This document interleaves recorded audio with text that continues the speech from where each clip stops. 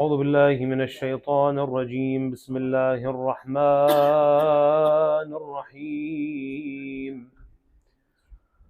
صلى الله عليك يا سيدي ويا مولاي يا رسول الله.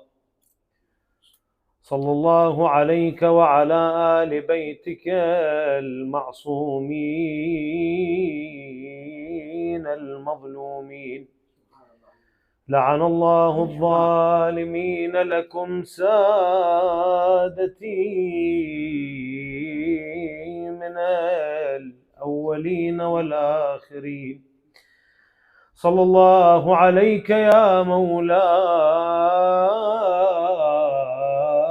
وابن مولاي يا أبا عبد الله يا غريب يا مظلوم كربلاء.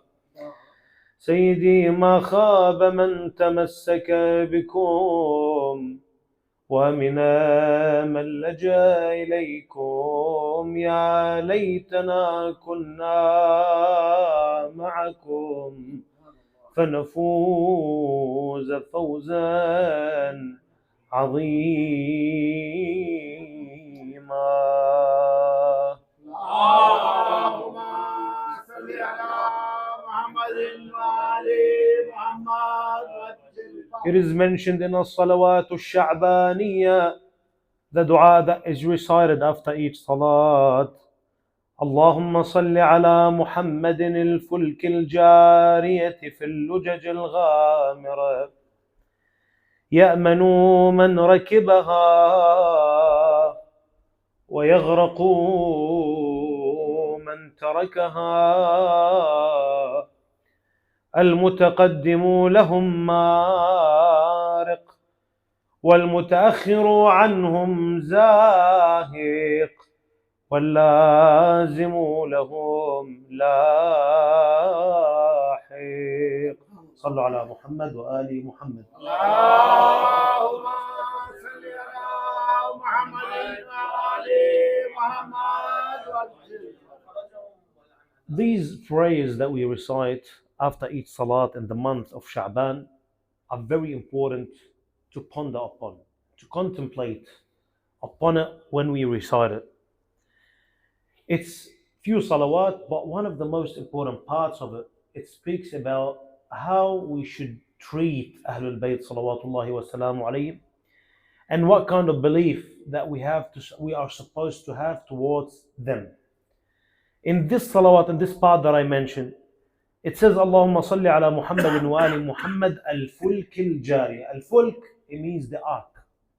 All of them, each one of them is an ark. Al-fulk al-jariya fi al-lujaj al-ghamira. The word al-jariya, it means the ark that is floating in a very soft way. But during what time? في اللجج الغامرة, when the waves are very dark, when the waves are very hard, when the sea is not stable, And this is not the only dua that mentions this. Fatima Zahra alayha salam.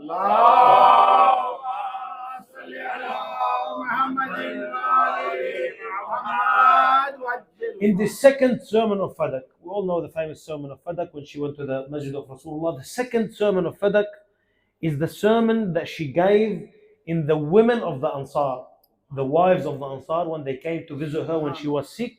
She gave a second sermon where she mentioned about Amirul Mu'mineen. She said, if they gave the leadership to its owners, to Amirul Mu'mineen, it says, لَسَارَ بِهِمْ سَيْرًا سَجَحًا لَا يُكْلَمُ خِشَاشُهُ وَلَا يُتَعْتَعُ رَاكِبُهُ.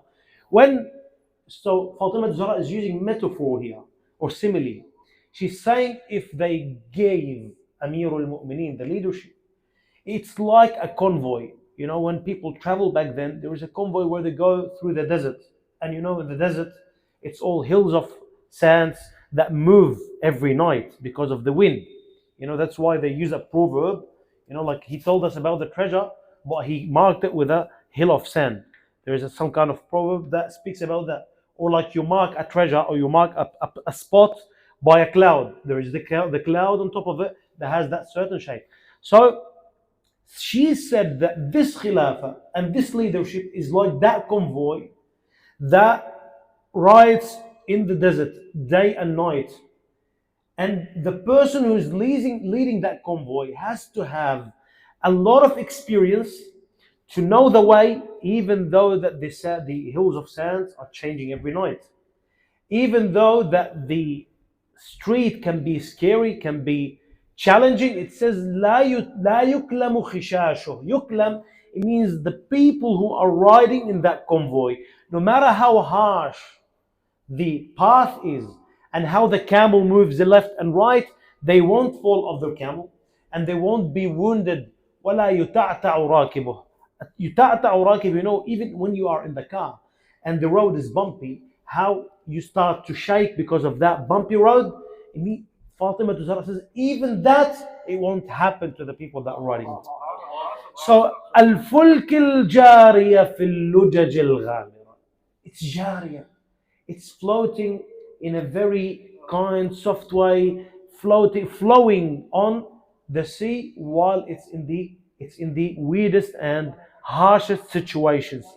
يأمن من ركبه. Whoever is on that ark is safe. ويغرق من تركه. Whoever doesn't go in that ark, he will drown. والمتأخر عنهم زاهق واللازم لهم لاحق. Whoever falls back and falls short is زاهق. واللازم, and now I'll explain the expression. واللازم لهم لاحق. The one who sticks to them is لاحق. He follows them. So, is this meaning, is this content only exists in the books of the followers of Ahlul Bayt salawatullahi wa salamu alayhim, so that we are the only ones who believe in it? We are the only ones who respect Ahlul Bayt that much that we cannot trespass any divine order that was brought by them, and we are afraid when it comes. No, this content is not only in our books. We see that the Sunni ulama like At-Tabarani in the book of Al-Mu'jam Al-Kabir, the author of As-Sawa'iq Al-Muhriqa, these are one of the famous books in the other sect.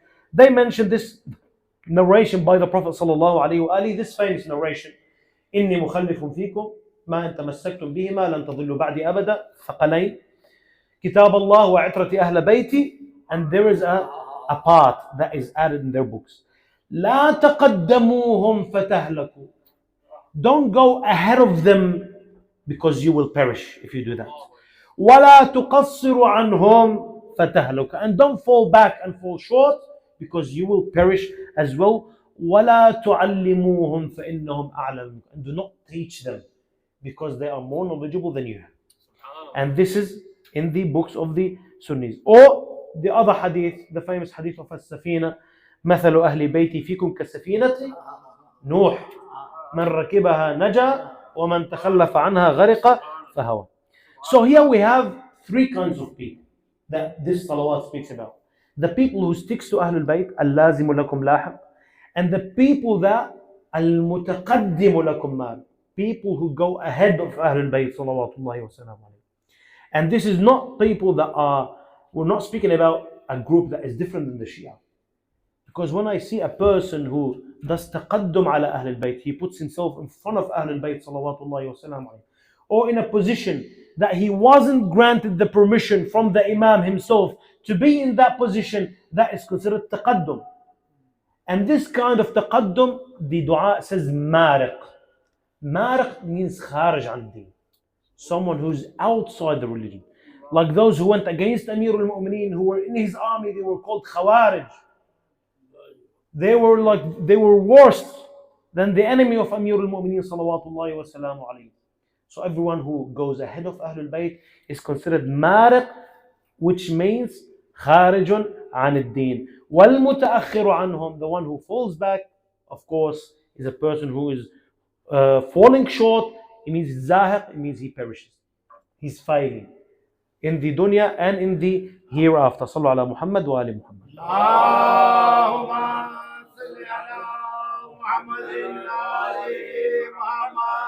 So, to go ahead of them this is not the success. And to fall short, this is not the success. The only solution is to stick to them. And Allah subhanahu wa ta'ala, it's not out of nowhere He wants us to follow Ahlul Bayt for no reason. There is always a wisdom behind it. It means that there is a divine leadership that we have to listen to it. We have to follow it. If it was only a symbol, then we fail. It means we are falling short. When I mentioned that at-taqaddum ala Ahlul Bayt, when I see people putting themselves ahead of Ahlul Bayt, to what point?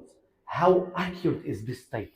And this is very important, because you can see a person who prays on time with his hands down, with a sajda in front of him. You can see a person wearing a turban, a Shia turban, of course. You ask him, do you believe in Allah? Do you believe in the Prophet? Do you believe in Amir al-Mu'mineen? He says, Nari Haydari. Yeah? He says all these things, but at the same time, you look closer to his actions, to his behavior, to his mentality, to his beliefs, and you see that there is some kind of taqaddum, putting himself ahead of Ahlul Bayt sallallahu alaihi wasallam.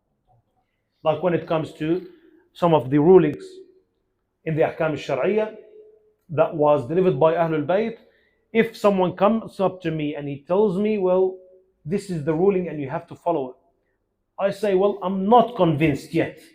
I have to be convinced in order to follow this. It means he has his own opinion, which is separate than the opinion of Ahlul Bayt salawatullahi wa salam alayhi. He's going ahead of Ahlul Bayt. We have some kind of rulings that only the Imam allows it when he is present. That no one else can take a decision unless with the permission of the Imam. And we see that a person can take this decision to solve that kind of problem, or like to take a decision which only needs the permission of the Imam. This is considered taqaddum ala Ahlul Bayt, putting themselves ahead of Ahlul Bayt sallallahu alaihi wasallam. And nowadays we are suffering from this kind of disease. For some people from the Shia, in order to get rid of this issue, how am I going to tell the people that we can break this rule by making it look nice? They separated between the status of the Imam as a leader and the status of the Imam as a person who I'm supposed to believe in. So some group or some people claim that in the verse of the Quran that says, يَوْمَ يُدْعَى كُلُّ أُنَاسٍ بِإِمَامِهِمْ, on the day of judgment, you will be called by your Imam. If you tell me that the Imam that I will be called by on the day of judgment is Imam al-Mahdi عجل الله تعالى فرجه الشريف, I will tell you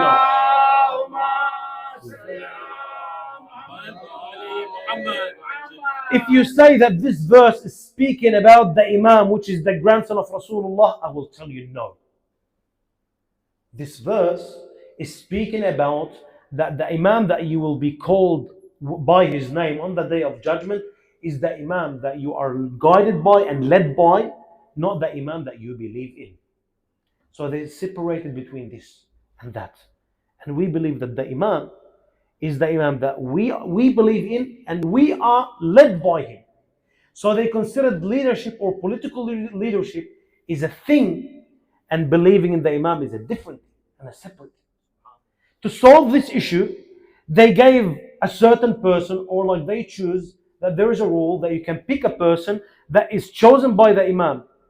And we know that the narration says whoever claims that he witnessed the Imam and he sat with the Imam and the Imam appointed him as a leader before As-Sufyani and before the Sayha, is a kafir.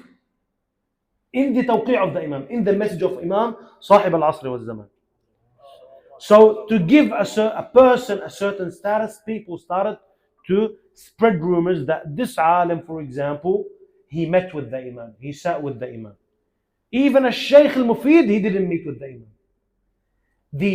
When we say that there was some kind of communication with a Shaykh al-Mufid, it was through messaging, through letters between him and the Shaykh al-Mufid, and it wasn't some kind of a meeting or some kind of friendship between him and the Shaykh al-Mufid. It was only during times where Shaykh al-Mufid needed guidance, and then after that all the all the communication stopped. And we have evidence when it comes to Sheikh al-Mufid. But after Sheikh al-Mufid, we have no evidence. No one can claim that there is a scholar, even Sayyid al-Sistani, no matter how great he becomes. We cannot claim that he meets with the Imam with no evidence. Because this is a big claim. It's not something simple. Just because I love this man, just because he has this kind of status in the community, I cannot claim. Because this is a great claim. To what point it is accurate, the thing of putting ourselves ahead of Ahlul Bayt salawatullahi wa salam alayhim? We will mention this after Salat ala Muhammad wa Ali Muhammad. اللهم صل على محمد وآل محمد. A lot of you are familiar with this event, the year 9th of Al-Hijrah, which is known by عام الوفود.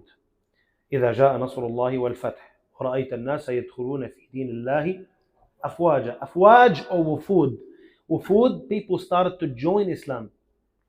And this year was very important for our identity nowadays.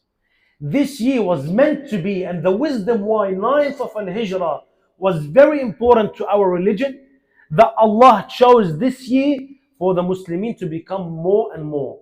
All of the tribes started to join Islam groups by groups, because the year that's after that is the year that Rasulullah announced that Amir al-Mu'mineen is the wali after him in front of 120,000 Muslims.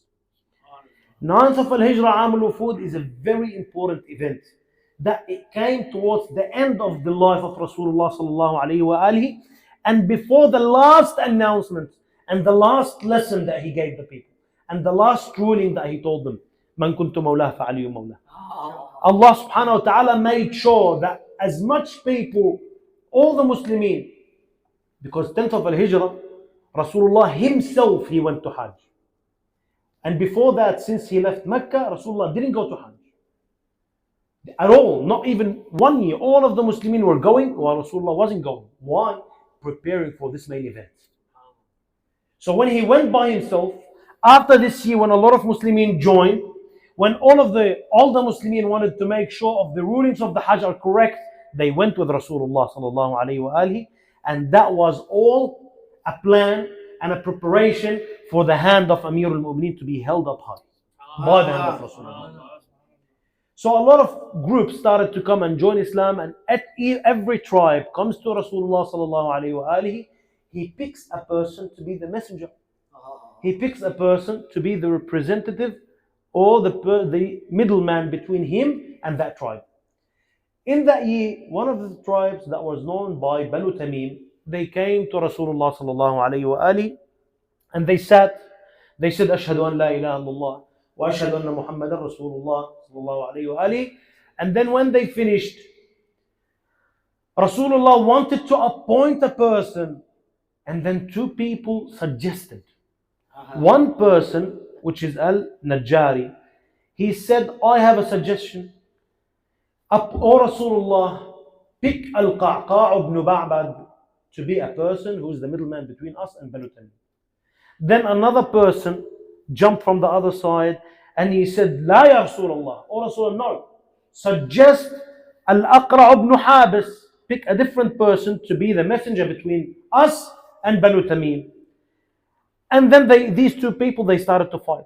The first man told the second man, Ma aradta illa khilafi. The only reason why you chose a different person just to go against me. Then a verse came down from Allah subhanahu wa ta'ala. The verse came down, Ya ayyuha alladhina amanu, la taqaddamu bayna yaday Allahi wa rasulih, wattaqullah, inna Allah samiyun alim. O believers, do not put yourselves ahead of Rasulullah sallallahu alayhi wa alihi, not ahead of Allah. And the verse says, لا تقدموا بين يدي الله ورسوله. So by them suggesting something in front of Rasulullah sallallahu alayhi wa alihi, the verse came down telling them and warning them, do not put yourselves ahead of Allah and Rasulullah sallallahu alayhi wa alihi, wattaqullah, and be pious. The act that you done was not piety. Wattaqullah, inna Allah samiyun alim. Some people might say, well, it was just a suggestion. And Rasulullah was sitting. Rasulullah can go and tell them, no, my opinion is to be this person. But here, because it's that important, it's that dangerous, to that point that they cannot even suggest something in front of Rasulullah, because otherwise they will be considered kharijin an ad-din. Even at the time of Al-Imam Al-Hasan salawatullahi wa sallam, when all of the people, they thought that the best solution now is fight. The spirit, or like the nature of the human being, is they want to take everything by violence. They expected Al-Imam Al-Hasan to do what Al-Imam Al-Hussein alayhi salam will do in Karbala. They expected Al-Imam Al-Hasan to do what Amir al-Mu'mineen used to do when Rasulullah was present, to pick the sword and fight. And this is what they wanted, because they are longing for this. This is their nature. But Al-Imam Al-Hasan, which Rasulullah says about him, that if intellect was a man, it would be Al-Imam Al-Hasan salawatullahi wa salamu alayhi. He chose what? A peace treaty with Muawiyah. So even the Mu'mineen, they said about the Imam, they said, Ya Mudhill al-Mu'mineen. That's why a lot of the Shia, when the Imam comes out, they will tell him, Irja' ibn Fatima, la hajat lana. Go back. We do not need you, because the rulings that you are bringing, the way that you are operating in this leadership, it doesn't suit us. It's not benefiting us. It's not suitable to our nature as human beings. So to that point, a verse came down. Someone suggested in front of the Prophet salawatullahi wa salamuhu alayhi, sallu ala Muhammad wa alihi.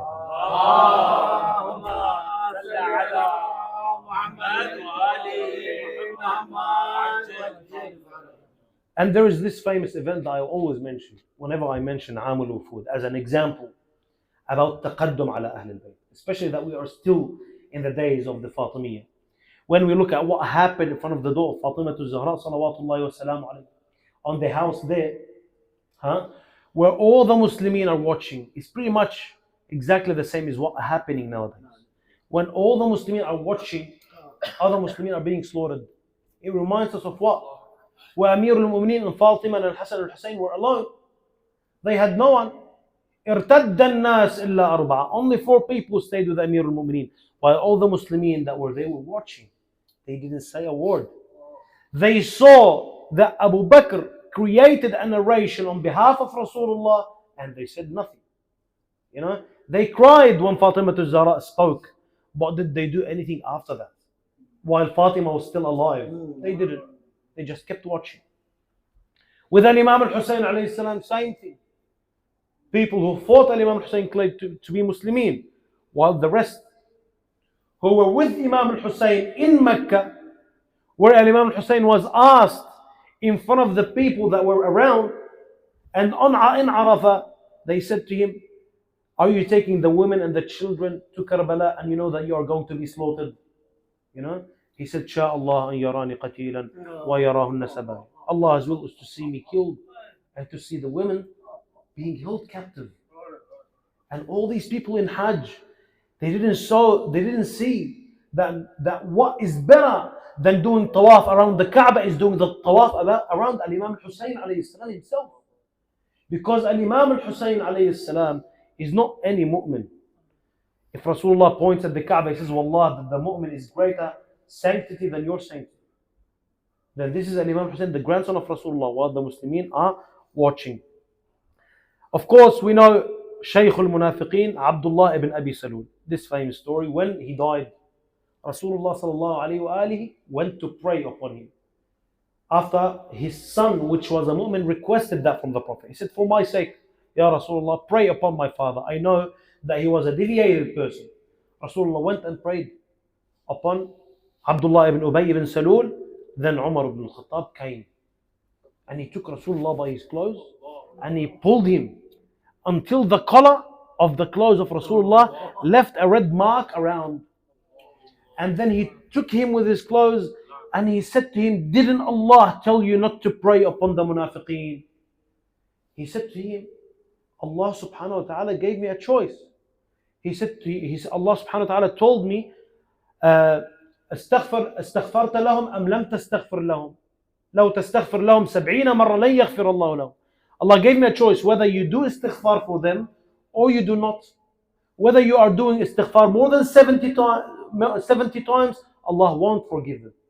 Rasulullah said, but I will do istighfar for him more than 70 times.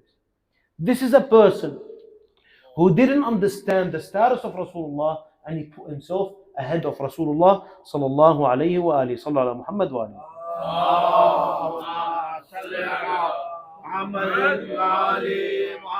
And nowadays, when it comes to the time of the high of the occultation of Sahib al-Asr wal Zaman, we are going through the same thing. I'm not talking about great issues. I'm talking about simple issues, as simple as business. You come to a person who's going to a business, a profitable business, you tell him that this mu'amala, this transaction is haram, it's riba. This transaction is haram, it's suht, for example. This transaction is haram for this reason. Then or like you tell him like there's 20%, it's khums, you pay it.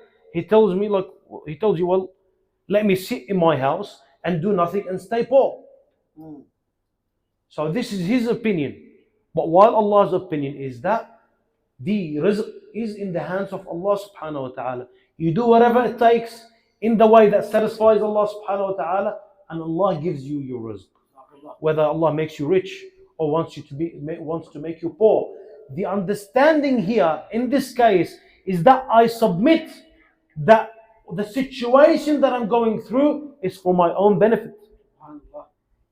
Prophet Isa alayhi salam, he used to say, whenever I saw signs of wealth coming towards me, whenever I saw poverty, coming towards me, I say, Ahlan bisima as-salihin. Welcome all the characteristics of the good ones. And when I see wealth coming, I say, ذنب عجل الله تعالى علي عقوبة. It's a sin that Allah wants to punish me for it quickly. Why is that? Does it mean that wealth is bad? No. It means that whenever I have more graces from Allah, whether it's wealth, whether it's knowledge, whether it's children, more graces that I have from Allah, it means I will be asked more on the Day of Judgment. It means there is more risk here. Don't we all learn about risk control in any business, in any aspect of it? There is risk control. There is a risk here that I might fall when it comes to this test. I'm tested with wealth. Just forget about this example. Sallallahu ala Muhammad wa ali Muhammad. Allahumma salli ala Muhammad wa ali Muhammad. So when something that I like, something that I want, my nafs want this, then I say, well, I'm not satisfied with this ruling.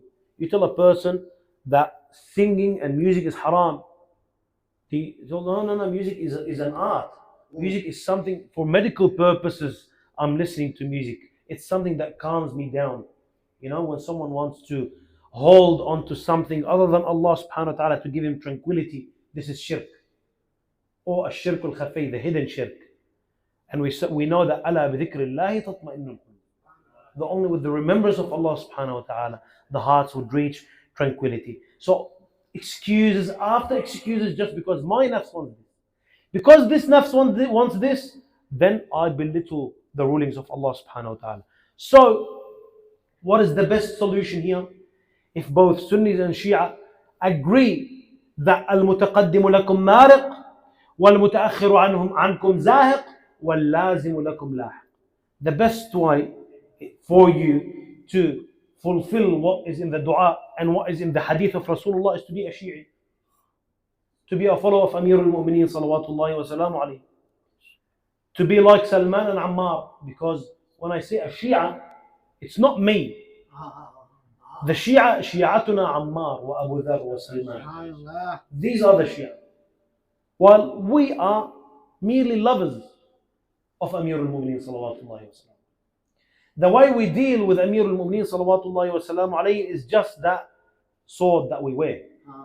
It's just the Nari Haydari that we recite. It's just the whatever the number 313 that we tattoo on our bodies, or it's a car plate. It's always like that. The way to become a Shi'i, to become a lazim to Ahl al-Bayt, so I'm not a zahiq and I'm not a mariq, is to listen to the words of Amir al-Mu'mineen where he says, ألا وإن لكل مأموم إمام يقتدي به ويستضيء بنوره. For every person, there is a guide that he يقتدي به, he takes him as a role model, and he uses his light to see in front of him. ألا وإن إمامكم, your imam, قد اكتفى من دنياه بطمرين. What he had, what he's satisfied from the dunya is with these two old clothes and these two hard pieces of bread, barley bread. ألا وإنكم لا تقدرون على ذلك. But you aren't able to be like that. There's a contradiction here. How come that the imam is telling me to take him as a role model? Because when I want to take someone as a role model, I have to be a copy of him. Someone that does exactly what the imam does. Like what Abu Dhar used to do. Abu Dhar, wherever Amir al-Mu'minin used to step, he used to put his foot exactly where Amir al-Mu'minin used to step. That's why he's a Shia. You know? So here, the first step that we have to take in order to be a Shia, in order not to be a Zahir or Mariq, is to move Amir al-Mu'minin from being only a symbol, only an imam that I believe in, to an imam that I am led by, that I am guided by. To not only treat Amir al-Mu'minin as a hero in our sect. You know, we always speak about how proud we feel when we see the golden dome of Amir al-Mu'minin, when we enter the shrine. How proud I am. Yes, of course, because this is what Amir al-Mu'minin gives his followers. Not only his followers, everyone who loves Amir al-Mu'minin, he makes you proud because you love this man who has this kind of stances in history. SubhanAllah. But is this the limitations of the way we deal with Amir al-Mu'minin? No, we have to move it from being only a symbol into a proper leader. Then he says, ألا وإنكم لا تقدرون على ذلك. And I won't take much longer. And you won't be able to be like me. Because he told us a simple example. Food and clothes. He's not speaking about ibadah here. He's not speaking about how he worships Allah here. He's only speaking about the worldly things that we are attached to. His clothes are only two clothes that he keeps wearing them, and he keeps sewing them, and he keeps fixing them. And his food is only the two pieces of barley bread that on the night before he died, and he knew that the next day he will die. The next day he will be struck on his head. When Kulthum brought the plate with some milk and two pieces of bread and oil, and he said to her, more than two kinds of food in one plate. Do you want your father to stand up for long on the day of judgment? And then he told her to remove the milk and the oil, and he kept the two pieces of bread. You know, Amir al-Mu'minin, when he was one of his companions, he saw him taking that surah out. A small bag, when he took out and it had bread in it. His companion asked him, he said to him, Amir al-Mu'minin, I didn't know that you were stingy. You're hiding your bread from your kids. He says, no, I'm hiding my bread from my kids because usually they sneak in and they mix it with some oil to make it softer for me to eat. So Amir al-Mu'minin refused. But he told us, you aren't able to do that. لا تقدرون على ذلك. Then how, ya Amir al-Mu'minin, are we going to be Shia? He says, أعينوني بورع واجتهاد وعفة وسداد. Help me. He's asking us for help. He's reaching out for us, for all of his followers. He's telling us that I am the principal of this school, and each one of you has the ability to be a leader, to be a guide, by helping me. By how?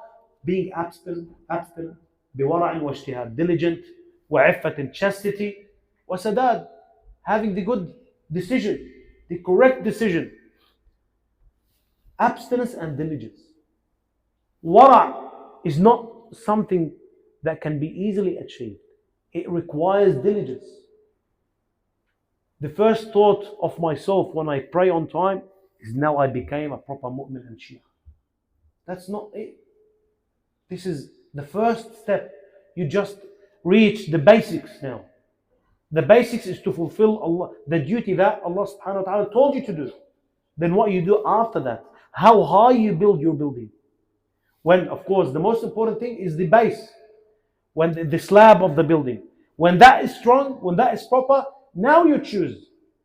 And when it comes to this religion, it's not like the council rules. It has to be this high. It cannot be more than 2 floors. You can go as high as you want. As high as you want. And this is only but it requires diligence. And as we mentioned earlier, the people at the time of Amir al-Mu'mineen salawatullahi wa salamuhu alayhi, they watched everything. They saw everything. Especially after the 9th of Al-Hijrah, Am Wufud. But they didn't have diligence. They were praying on time. They were fasting. But what happened there? They just didn't, they watched.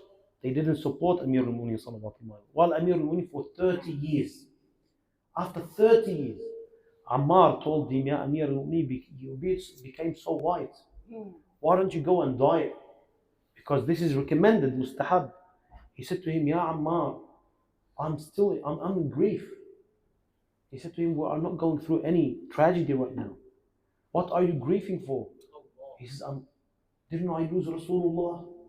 Didn't I lose my wife Fatima Zahra salawatullahi wa salam? I would say, Ya Amir al-Mu'mineen, you lost Fatima. You lost Rasulullah sallallahu alayhi wa alihi. But you will keep losing your family one after the other. After that, you became happy when you followed Fatima Zahra. Because the first thing that he said when he heard Al-Hasan and Al-Hussein saying, أَوَلَيْسَ قَدْ مَاتَتْ أُمُّنَا Fatima, didn't our mother Fatima die? He fell on the ground and he said, نَفْسِي عَلَى زَفَرَاتِهَا مَحْبُوسَةٌ يَا لَيْتَهَا خَرَجَتْ مَعَ الزَّفَرَاتِ. That I wish that my soul now comes out of your body. لا خير بعدك في الحياة. There is no goodness after you, O Fatima, in this dunya. Even though that Al-Hasan is there and Al-Hussein. But Fatima was the main thing. لا خير بعدك في الحياة وإنما أبكي مخافة أن تطول حياتي. The only reason why I'm crying, Ya Fatima, is that I'm afraid that I will live for long after you. Ya Amir al-Mu'mineen, you left this world. But who stayed for the tragedy? Who was facing the enemy day after day? Zainab alayhi salam. Zainab salawatullahi wa salam alayhi. That her tragedy is unforgettable. Sahib al-Asr wa al-Zaman, one of our scholars saw him crying. He said to him, Ya Sahib al-Zaman, I know that your tragedies are a lot, but what are you crying for? For Imam al-Hussein, he said no. For Abu Fadl al-Abbas, he said no. He said, I'm crying for my auntie Zainab that was taken captive from a place to a place. She watched everything in front of her eyes. She saw Imam al-Hasan alayhi salam throwing his liver piece after piece in that bowl. And the greatest tragedy that she saw her brother Hussein on the land of Karbala. When she was on the Tell al-Zainabi, she saw an Imam al-Hussein standing up the first time, falling on the ground, standing up another time, falling on the ground. That wasn't the end of it, Ya Zainab. She saw Imam al-Hussein's body being trampled by the hooves of the horses.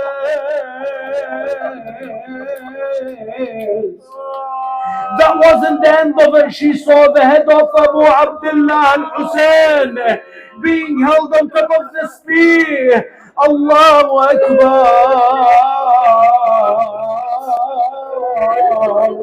That wasn't the end of it. Even the head of Imam al-Hussein, when it reached Ash-Sham, Yazid broke the teeth of Abu Abdullah with his stick.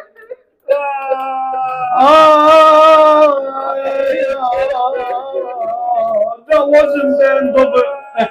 Zainab alayhi salam, she watched when the man approached Sukaina to buy her to become his slave. That's when she called, Oh Hussein, where are you? Oh Abbas, where are you? فاطم لا خلت الحسين مجدلا وقد مات عطشانا بشط فرات يا الله. إلهنا بفاطمة وأبيها وبعلها وبنيها والسر المستودع فيها، فرج عنا فرجا عاجلا قريبا كلمح البصر هو أقرب من ذلك. اللهم صل على محمد وآل محمد. حج زيارة.